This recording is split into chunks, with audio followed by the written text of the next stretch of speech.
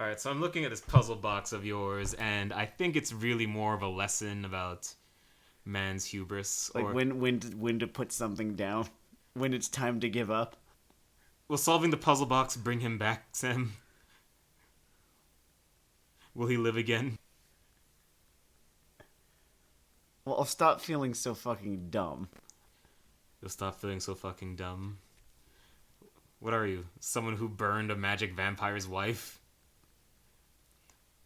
This will be the weekly installment of Weeaboo Hell victim blaming. We watched the first half of Castlevania Season 4, which of course brought my mind back to Castlevania Season 1, and how those people really just bought and sold their ticket to fucking hell. Like, there wasn't really another ending to the story they were writing. They remind me a lot of those kind of Marvel Universe civilians who wake up, look at the ceiling, and say, "Fuck mutants." They find Magneto's Twitter account and say, "What you gonna do, punk?" Warren Ellis has very consistent feelings about the unwashed masses. That is very true. He tends to think that they do not make great decisions on the whole. Not very well-informed decisions. There's definitely a feeling that essentially everyone below him on the chain is running around on fire, and everyone above him is throwing Molotov cocktails. And he wonders why there can't just be more proper Warren Ellises in the world. I mean, it's a hard argument to stand against when the Warren Ellis is producing stuff this good.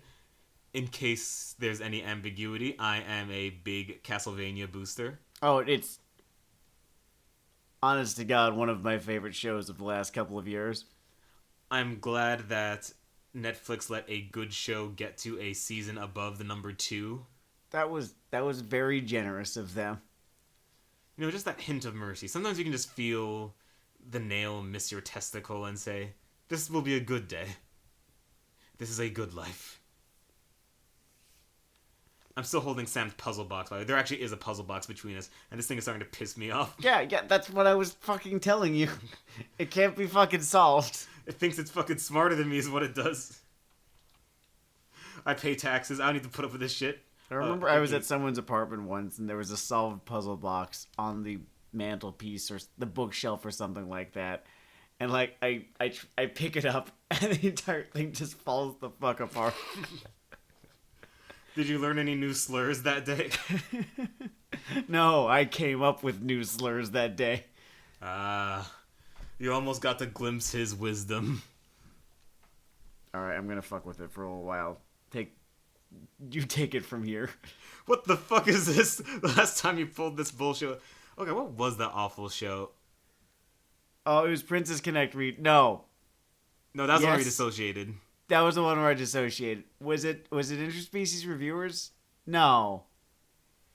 It was an attempt at transgression like Interspecies Reviewers. Still a bad show, but perhaps not as memorable. It wasn't Azure Lane.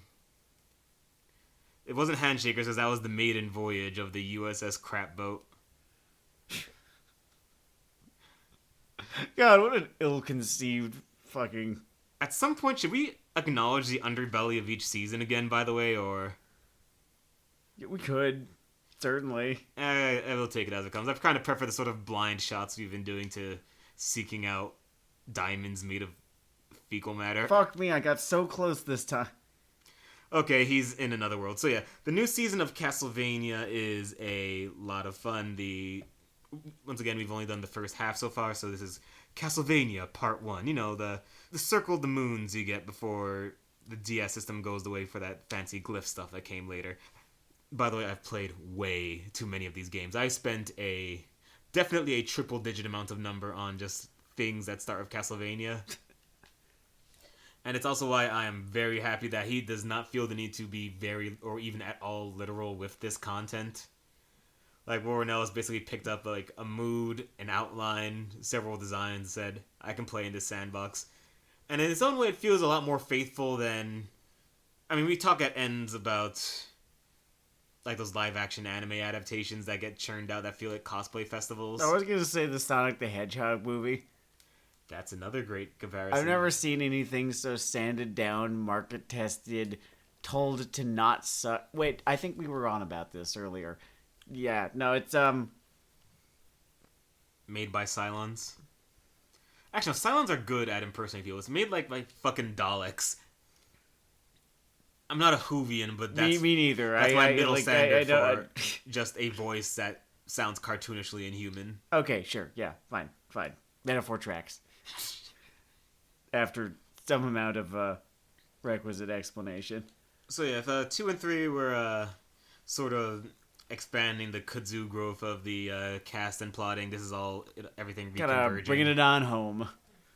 Bringing it home. This is the last season here. That's a good ride so far. It's a good ride. Camilla continues to sort of be Emma Frost if you squint sometimes. It's interesting, just... I didn't look for it before.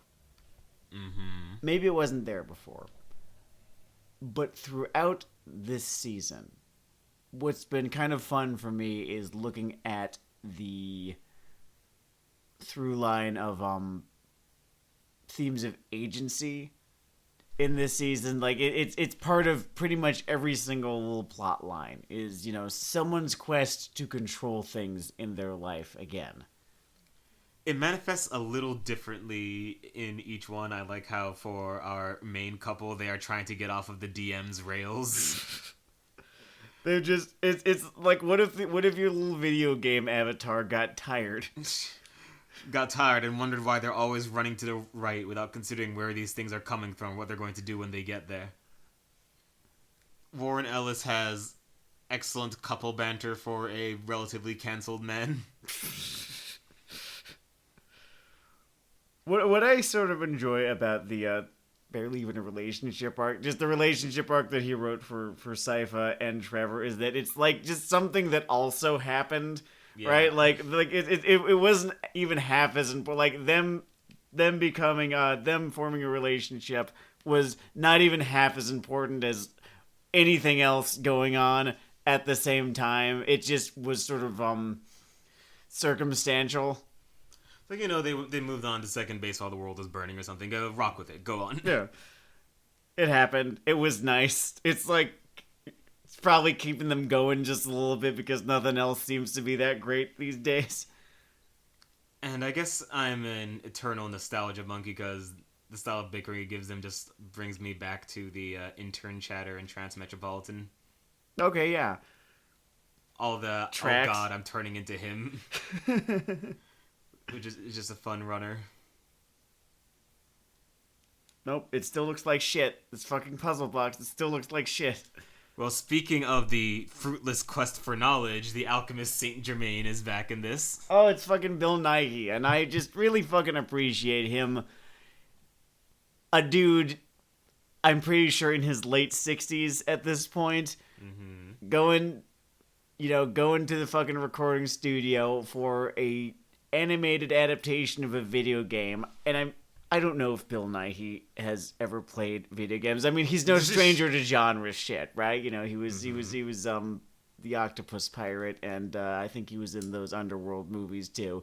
But it's just him giving it the performance that he does, just really fucking putting the work in, not phoning it in the slightest. He earns every. I really respect the shit out of Bill Nighy for being the way he is in this, for being such a big name, and for taking it so seriously, given ultimately just what a genre-ass product this is. I also enjoy what they figured out to give that character to do this season so far in terms of forming a evil stable of magical tramps. Oh, spoilers. Oh, yeah, spoilers. Saint Germain turns heel. Sometimes you just can't trust the arcane con man distanced from local humanity and the needs of others. Ah, your new tattoo is still stabbing you.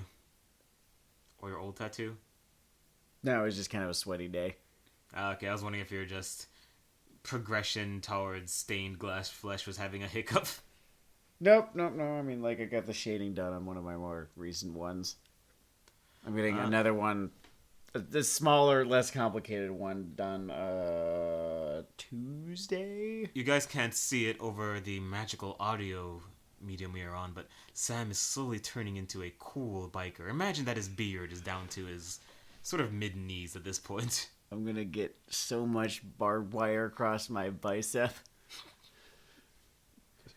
Oh man, my brain filled in all kinds of dumb, basic jokes for when he said, I'm gonna get so much. I think, like, once it is complete, once that too is complete, you just become a Republican. I was just imagining you saying, I'm gonna get so much rehab graduate pussy. I'm gonna get so much 3 a.m. at the bar ass. Like, the second it's done healing, the vaccine will disappear from my body. Oh yeah, make sure you don't complete that 6 sigil there, or... I will magically have not even had it at all to begin with, and will start believing that it is poison. Or just that I'm not getting that shit. No further explanation. Why couldn't COVID have happened, like, 20 years earlier? Even if it had happened during the Bush administration. I remember he was, like, on that pandemic shit, right? He was pretty sure that this was going to happen. Until 9/11. Until 9/11, right. If this had happened instead of 9/11, it could have ended. Instead, there's just going to be COVID season every winter. Nice going, guys. I don't know, I like a good sequel. I enjoyed this season of television. It's not even going to be a sequel. It's just going to be the fucking Simpsons. Oh man, zombie COVID's gonna suck. Like, it's actually only as harmful as a cold at that point. Well, I mean, for you and me, for everyone who decided to be a grown-up about this, it's going to amount to a booster shot every season, or every year, generally speaking. And, yeah, you're probably not going to have to wear your mask by the end of the fall, right? But, like, we're going to have to fucking read news about how it's COVID season. Here's what this year's strain looks like. Womp, womp. Now, not to spoil your fun, but I am going to drag this one back to back to Castlevania, the thing that we were talking about. Sorry, it's been an extremely long day. It's the end of a Friday, and I am. So yeah, I get a lot of entertainment out of Tramp Goon, which makes sense because they're sort of meant to be. Oh, Tramp Goon, yes. The Malcolm McDowell vampire, right? Yes. Yeah, no, I mean it's a fun villain archetype. Just the hapless villain. The bad luck villain, your Jack Spicers or Rita Repulsas, if you will. Yeah, you're extremely villainous, but not very lucky or successful. By the way, like, as far as those guys go, and I don't mean have you Team seen Rocket, because Team Rocket is not villainous enough to be exactly what I'm talking about. Like, they are repulsive, certainly, but also they suck. They do suck. But as far as those are, have you seen the strange, like, 4chan Twitter Coomer reaction Rita Repulsa has? What the fuck are you talking about? No, because I stay the fuck away from both of those. No. Well, there's a certain type of person that was somewhere between 10 and 14 while Power Rangers was running, and they are developmentally sexually attached to Rita Repulsa. And if you want to get one of these, all you have to do is dress up like Rita Repulsa. And you'll have the pick of the romantic litter. And that is some hot blind monkey dating. Oh, wait, we use our real names on this shit. I forgot about that. That's some hot Dennard Dayle dating advice. Maybe I should have left that one at blind monkey, actually. I don't. It doesn't actually make me want to die learning this, oddly enough. It just makes me... I think I was talking an episode or two ago about how, I just don't understand the world. And I don't think I ever really did. To be fair, this kind of thing I would describe as part of the old magic of the internet. It is known as an Erie and Jequism. Now, there is a non-zero overlap between the kind of person who is sexually fixated on Rita Repulsa and complaining about the sort of dissemination of lesbians as existing in cartoons. So I kind of wonder how the Styria plotline plays in those quarters. I actually find the Styria plotline to be my favorite out of all of them. Just the what is Hector up to kind of thing has me the most on the edge of my seat, because I know that he is up to something, right? I'm gunning for the comeback tour here. The brilliant choice, as a simple one, but the way it plays out in scenes is great, just as dissonance, of just Hector being thumbs up, yes boss, I'm here to help. Employee of the month over here, it's me, Hector, who likes you and will not commit just the worst Geneva Convention violations I can think of. Here's the thing, on every part of you.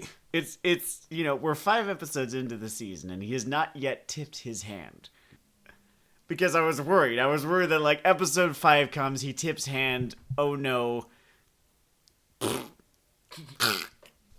That last one was me doing a throat He stuck his tongue out really far, too, while he did it. It's very good for the effect.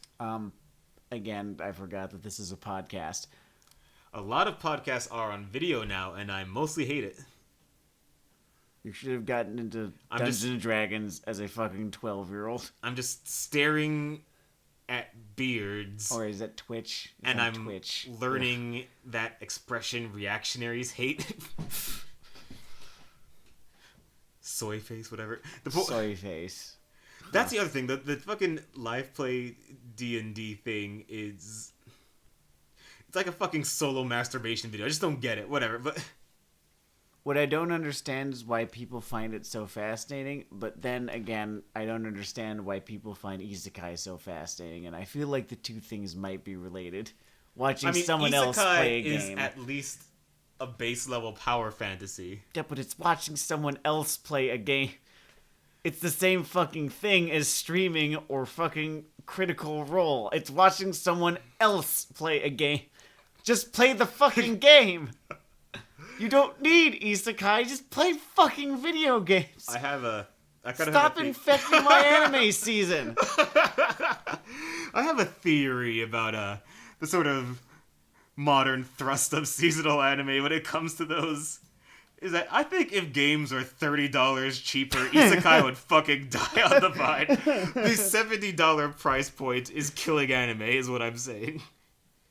It's 70 now? Yeah, I'd like to play Resident Evil Village, but I'm not dropping 70 on that shit. When did it stop being 60? That was like, we had a good thing going there for a second. It stopped being 60 between the black guy, the fascist, and the amnesiac.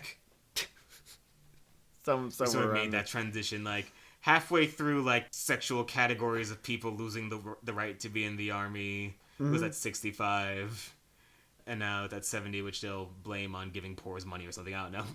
I just remembered Pokemon wasn't that expensive, but I'm pretty sure that on the whole, Switch games are slightly cheaper. Yeah, that's the thing. Winding back. So yes, waiting for Hector's other shoe to drop is amusing. I'm surprisingly really enjoying the diplomat just sort of being forced to stare at her hands and watch herself become... like an Apple II. Who is Bowser's diplomat? I like the chemistry that's still there. Diplomat. I like the chemistry that is still there between the two of them, but like it exists in the shadow of you fixed me real good, didn't you? I guess it's just that whenever either Forge Master is on screen, you just hear Gotham's Reckoning slowly building in the background. Speaking of which, Isaac's fun. Isaac remains a fucking carry. Isaac remains really fun, and a couple of the season's best monologues come from him.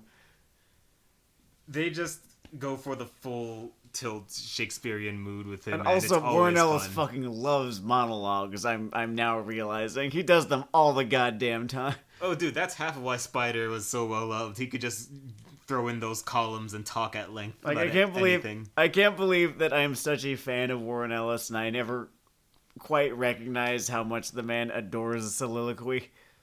He is all over it. I know this because I am a rampant Warren Ellis impersonator. Though not of that particular aspect. I'm very much a ping-pong type of guy, dialogue-wise. Can you do his accent? Can I do Warren Ellis' accent? I can't remember if he's Scottish, English, or it's one of the Isles. I cannot even a little do his accent, and I am not sure. The modern rules of what is and isn't considered racism are fluid and ever-changing, but I'm pretty sure it would be considered at least impolite. I'm looking it up. English. Wait, hold on. That could mean... No, English specifically. British, English... Cool. Literally from Essex. Okay. English. You can do all the impersonations that you want. In Warhammer 40k terms, Warren Ellis is a pure strain. So, do you think this is cutting away from the Forge Master talk for a second, but we'll get back to them because they're two little stars. Fun. They're a lot of fun. I like both characters. Do you think this is ending more because of Netflix LOL or just the cloud still hanging over him with the whole controversy, or... I no longer believe that anything happens for any one reason. True. You can watch. Because here's the thing: Dragon Prince getting a full 7 seasons, and like the shit with Aaron Hayes still happened. I don't remember what happened with Aaron Hayes. Apparently, he's just really fucking shitty to his to all the women on his staff. Just immensely shitty. Oh man, I couldn't find like 5 minutes to like throw things at the dudes too. Like make everyone feel a pain, you know? just be a real Scott Rudin about it.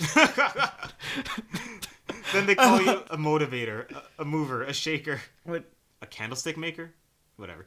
Yeah.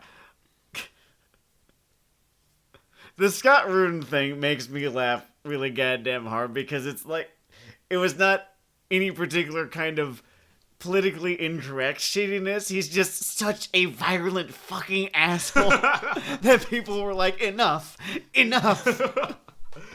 That's a hard barrier to pierce in Hollywood. Like that's causing a sonic boom of dickholery behind you. It basically just it's not exactly what happened, but it's a metaphor that I can find is that basically all of Hollywood unionized against him. Which is amusing. And then he took an early retirement. For those of you who are curious, also to contextualize, I realized I didn't say this at the start of the episode because we've talked about Castlevania before, so I figured you were all rampant fans of the Weeaboo Hell back catalog. Warren Ellis is a comic writer, novelist, screenwriter, etc., who we are long-term fanboys of. Probably most famous for what? Probably Transmetropolitan. Actually, Black Summer might have been bigger than... No, Transmetropolitan was way bigger than Black Summer. No, here's what everyone knows him for, even if they don't know that they know him for. He wrote Dead Space. He also, of all things, Red was an adaptation of one of his comics. Yes. Anyway, the point here is Castlevania was sort of one of his big moves into TV. I would call it his big move into TV only. Oh, Iron Man 3 was loosely based on one of the better arcs of Iron Man ever. Yeah, that's true. He wrote that too.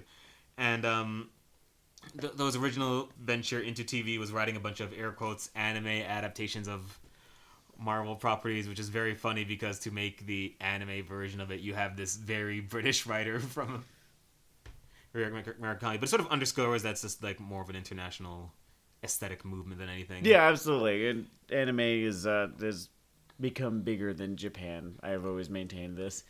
And I mean, not always. I guess where I was going with this because like at one point it was not contained to it's no longer contained to Japan. Other than the fact that he wrote this show and we love him and sort of kneeled down towards his altars 3 times a day at noon. It was there was an incident mid-pandemic. I remember you mentioning it and because I can't exactly remember when you mentioned it. I'm pretty sure it was sometime mid-pandemic. Yeah. Memory hole. Memory hole indeed. And basically he had been like, I guess, courting women at conventions of age for once. Thank you, Laser Jesus. It's the reason I don't even sound that affected, by the way. Like, I heard this word like, oh man, currying favor of women of age. But I guess the controversy was that there was the implication of some sort of potential career advancement or whatnot, and so that happened. So he's the guy who gets shot at the beginning of Chicago. Yeah. All right. Yeah. And thus, with that backlash, is sort of aligned with the timing of this show moving on. They're making another Castlevania-based property after this. I don't know what's going to be like. It does feel as though, I don't know, because they're not doing it with Ahaz. There is what we call the SVU rule. Sexually based offenses are considered especially heinous. I guess so, yeah. It's interesting, like, finding out what Netflix's line is. I really hope that the music from the other room does not pick up on this. You see, you say you hope that. I think it's really amusing that people are having a lot of fun directly adjacent to us. And honestly, they've heard me cursing about Azure Lane at least twice. So I'm kind of okay with them balancing the scales a little. That's what we call justice. Once again, God shits into my dinner. That's one of the many fine quotes from this season. I mean, it's a callback, right? Yeah. Yeah. I think they knew that they kind of had gold with that one. They were kind of taking a little bit of a victory lap by bringing it back. Just spike that one down. Like, that's right. That's right. I did write that line. You loved it. Do a sarcastic little T-bow. Alright, so back to characters and narratives. I think the selection of the whole agency sort of running theme / character thought, and that a lot of them are just conscious of that struggle. Mm-hmm. I don't know, that's something fun to this. Well, it's nice and topical of a sort, because so in these times, right? You would find the easy thing to write, and not necessarily the wrong or the bad thing to write, but the slightly easier thing to write would be some sort of political metaphor, right? Mm-hmm. But vote Dracula. They zoomed in a little bit, right, to just what it has felt like throughout all of this. You know, what having one's destiny kind of, or one's immediate destiny at the very least, kind of ripped from them has felt like, however one has been affected by this pandemic. And what you have, whoever the fuck you are, you have. If you think you haven't, you're a profiteer. Like, the universe has decided that other things were going to happen than the things that you were going to have happen. And so that is the reading that I'm applying to this show. In fact, if you think you weren't affected by it, you would either be dead or a billionaire right now, if it hadn't happened. I'm trying to figure out if Elon Musk and the Dogecoin thing has anything to do with the pandemic. I don't think it does. I just don't think it does. I mean, the march of the cryptocurrency thing was... amusing things were happening with that before any of this kicked off. You could say it's agnostic to it. I think I do not think that it is affected by it so much. I mean, I could be wrong and I could be an idiot, but I mean, I don't really see a connection. Maybe you can make an argument that the mood for what the shittier newspapers of the day are calling YOLO economics. Oh, maybe was impacted by the pandemic. God, that sucks. Yeah. Fuck you, old man. No, By the way, if you... Wait, no, hold on. GameStop was probably dying faster because no one was going to GameStop. That might be the way in which Elon Musk has been affected by the pandemic, and you really have to do 6 degrees of separation here. Like, it really hurt their hot topic pivot. Alright, the fucking Think Geek or Geek whatever the... Yep, Think Geek. It's fucking awful. God, it sucks so bad. I think every time you buy a Think Geek object, someone just abandons a classical work of fantasy just to stop this, just to make this end. A few years ago, I walked into a GameStop for the first time, and there was just this fucking wall full of Funko Pops. It was the first time I'd ever seen a Funko Pop, which had, I guess, become the thing that you must own and do not take it out of its package in the time since I'd last been to a GameStop, which I didn't really think was that long. It's like you blinked. I must be getting older. Everything's moving faster than I want it to. I don't know, you're a bitchy 14-year-old dude. Maybe I've always been this old. Maybe what my physical body looks like doesn't actually have much bearing. Yeah, I hung around you. I didn't think you were with it, you know? It'll happen to you. Says the 13-year-old pointing at another classmate who shrugs. And yeah, it's something adjacent to powerlessness. I mean, powerlessness is a thing, but it's more just being dragged by the current. It's just, yes, this is what the world has decided you're going to be doing today, and you have no say in this, right? And how frustrating that is. It has, throughout this last year, been something of a universal thing. Whether your career was affected, your life, your health, you know, your plans to erode the foundations of American democracy, or you know, go to Oktoberfest. I'm so fucking mad. I can't believe. I'm so upset. I can't believe I was sober. It hurts so much. I was so Every upset. day I look down at my intact liver and say, "What good are you?" I don't remember what I was doing over the course of Oktoberfest this year. Not because I was too fucking blackout drunk to remember, but because clearly I wasn't doing anything interesting enough that I'd remember. I think I was just being angry at not being at Oktoberfest. I recommend that one of you go on our behalf, by the way. We believe in you. We'll get there in 2022. Man can dream. Man can dream. Oh god, I'll be 30 then. There's a fucking thought. Jesus fucking Christ. Oh shit. Then it truly will be the requiem for our 20s that we were kind of planning for it to be. Yeah. That's when I finally fall on my sword and say, "Remember me as a party animal." I might die this day in this city thousands of miles from where I was born. No one's gonna believe me. They're gonna say, "Oh, the anime podcasting guy died. Yeah, he was a real nerd." I used to be an alcoholic break dancer. Do you know what time does? Time, over a long span of it, you can be into a lot of different things. I wonder if I would resurrect Dracula to stay cool. On one hand, you know, planetary genocide. On the other hand, I pay taxes, and those just pay for missiles in the Gaza Strip. So you know, I've pretty much co-signed the Great Darkness before.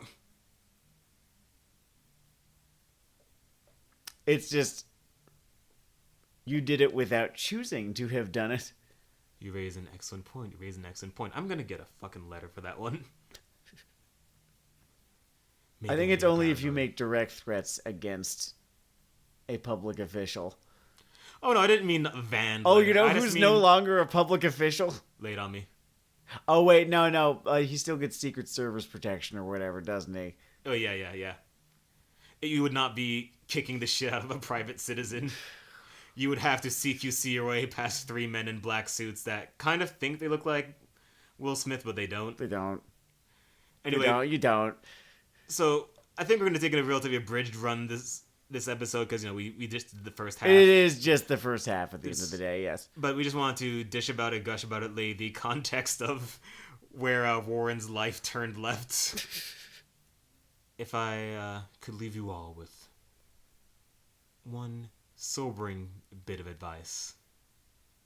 Pharmaceutical advertising? Probably don't. This has been Weeaboo Hell. It's Weeaboo Hell.